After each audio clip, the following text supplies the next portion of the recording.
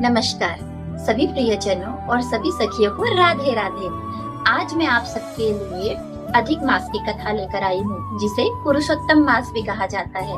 तो चलिए सब साथ मिलकर सुनते हैं। बहुत पुराने समय की बात है।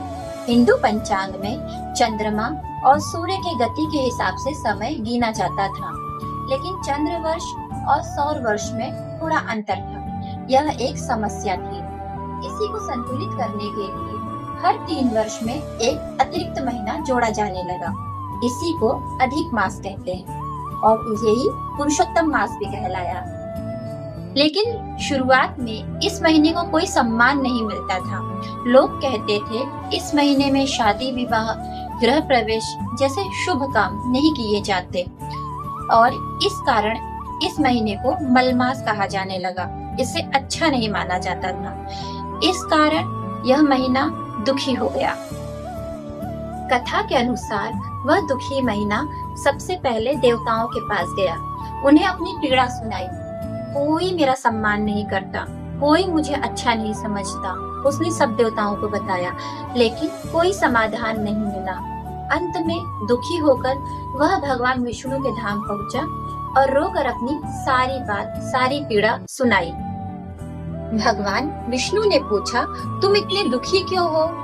अधिक मास ने कहा, हे प्रभु, सभी महीनों का कोई न कोई स्वामी है, सबका सम्मान होता है, लेकिन मेरा कोई स्वामी नहीं है। सभी लोग मुझे अशुभ मानते हैं और मेरा आदर नहीं करते हैं। उसकी बात सुनकर भगवान विष्णु को उस पर दया आ गई।